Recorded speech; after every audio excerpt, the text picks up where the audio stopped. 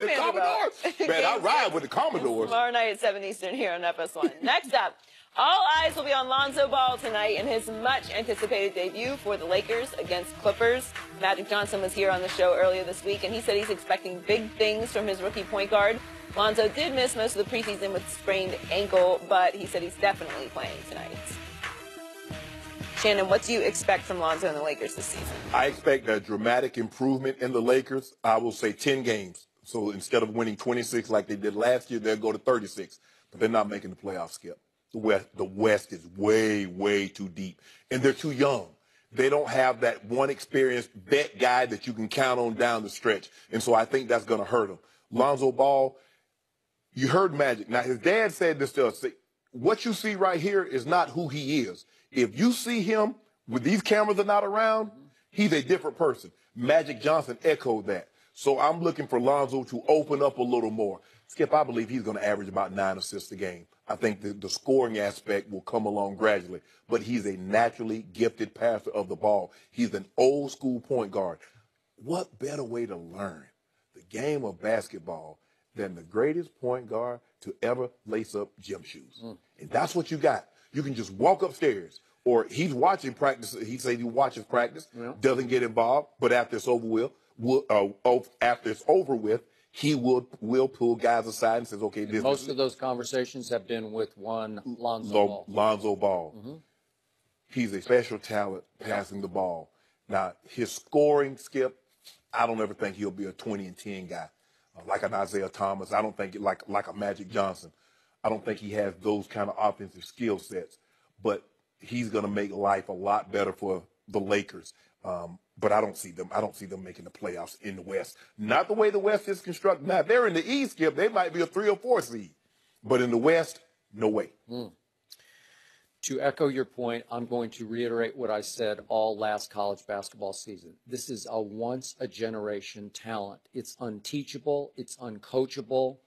And God bless LeVar Ball, but his eldest son put LeVar on the map because he kept backing up everything LeVar said. Correct. And this young man, and he's still a very young man, was the MVP of the Summer League. And this young man, I remind you, as funky as that shot looks, he made 41% of his three-point shots for UCLA last year. And to quote the great Magic Johnson, if you go second-level stats, analytical stats, he was the most efficient player in all of college basketball. Take that to the bank. Right. I'm taking him to the bank because I love what he's made of. I love his character. I love his humility. I think he does have quiet charisma. He doesn't have the outgoing charisma that Magic displayed right off the bat. Correct. His first year out. But remember, Magic was a much older player when he came out of Michigan State. He came out as a sophomore. Yeah. And I'm buying not only Lonzo Ball, Rookie of the Year, over Ben Simmons. You can call me crazy, but I said this 3 months ago, and I'm going to stick with it today. I think the Lakers are going to be the 8th seed. And you can laugh all you want, but I really like this team. I think it's deep enough and talented enough. And that other rookie, and Magic has just, everybody's raving about Kyle Kuzma.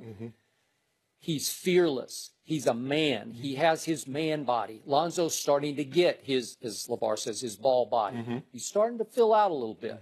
But Kyle Kuzma is filled out. He's a man among boys as a rookie. And I look at KCP, and Jordan Clarkson has taken and making a lot of big shots. Not for a very good team, but coming he can off the shoot bench, it. He will. And Julius Randle can be a monster if he can stay healthy. He's got a monster body, and he can pack a wallop down low. Seems like he got in better shape this offseason. It looks like it. And as Magic said, the first thing he said was Brook Lopez is going to have to sort of play up to his height and his experience. And if he can rim protect, make some shots, and be a presence in the post. Remember, they got Andrew Bogut, too, who I think could play a part in this, maybe a small part. I don't know if he can stay healthy. But Brandon Ingram has some star quality to him, and I think Magic's going to pull him out of his shell a little bit. Correct. I really like this team, and I'm not even going to go into all the depth, but with Larry Nance and Lal Ding and Corey Brewer and Josh Hart, they got players, they got pieces. So now let's look at the West. I think sometimes we get carried away and we overrate some teams. Some teams, 2 months from today, 3 months from today, you're going to look back on and say, they weren't that great. We overestimated. Okay, so these are the teams I say will not make the playoffs in the West. Phoenix got annihilated at home last night, but that could be an aberration. Sacramento, much better, but not that much better. Utah is on the way down, I'm sorry to say. New Orleans, I think it's going to struggle, depending on Rondo's health this year, but they just seem like it's not the best chemistry fit. Did you see those stat lines those two guys put up last night? And they still lost. Still lost, okay? And that's going to happen more than usual. Dallas is in rebuild mode. And the Clippers, who are going to play the Lakers tonight, I think they're on the way down. I think they had their shot last year. They tried to max it out, and I don't think they're going to be a playoff team. That's just me, which leads me to the team that you have raved about through the offseason that I watched last night from start to finish at San Antonio. No Kawhi Leonard, no Tony Parker. I don't know why Bryn Forbes, who almost was the MVP of the Summer League, didn't play, but he did, and he got in for the last 10 seconds. But without those players, Spurs won fairly handily over a T-Wolves team that's something's missing. I don't know what it is. I get you on the they're loaded.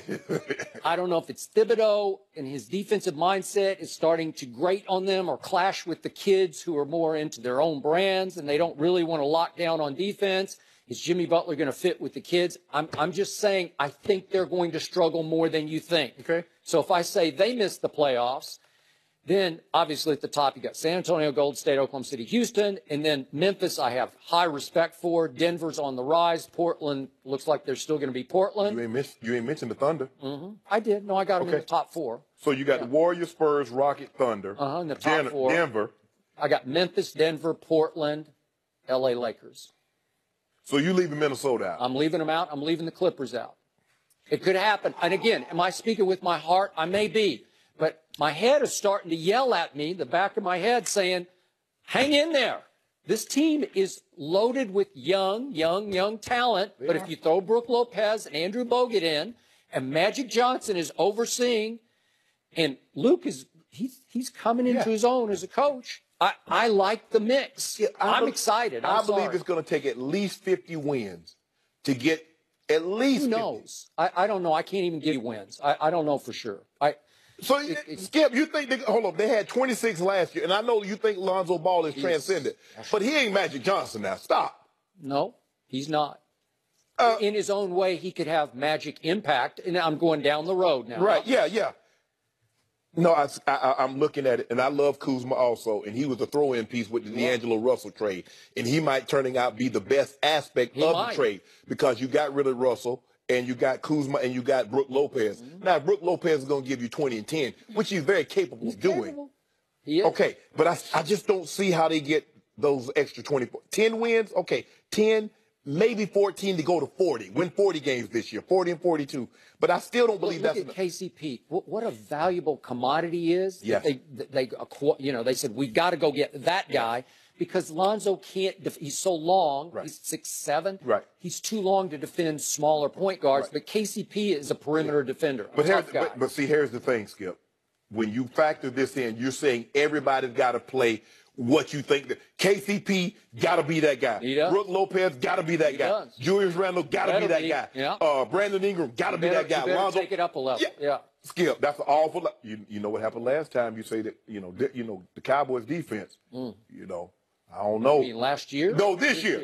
Well, this year's just starting. It hadn't even gotten underway yet. No, it's over for y'all. I just don't, Skip, I don't want to put that kind of pressure on these young guys when I haven't seen it before, expecting them to have career years. I know Magic thinks they're going to play better a year in the system under Luke Walton. They'll have a better point guard. The locker room will be harmonious. Got to worry about a teammate taping and putting people business all on TMZ. Out. Got him up out of there. Gone. Yeah, he got it. He had a nice night. Or a teammate punching another teammate in the face. It was like Tony, that's what he. Start the season off that way too. Who was that? Tony Snell? No. No, that was Bobby Porter. Yes. And Mirotic. Yeah, that might have happened in their Skip. I mean, maybe. But Magic knew.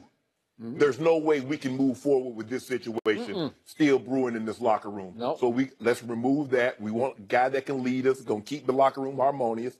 But I just don't believe So are you still sure about the T-Wolves? Are you sure? I'm not. No, I'm not. Because Andrew Wiggins last night was out of his mind. He was unstoppable, and it didn't matter. But, Jimmy Bucket, I mean, Carl Anthony Towns going to get going. Hey. Buckets will get going. Don't worry. It's going to be okay. They have a lot of talent, but can they play together? Don't know. Can they play defense? Can they blend? They're Can going they to meld? They're going to be the 8th. Can they close? They're going to be, they're going to the playoffs. You want to put a case of doing that? Well, I think I just did. But again, I want to hear you say it. I want to hear you say it because I need that dude. Well, I'm going to fill my pool. Way out on the limb. This isn't a do bet.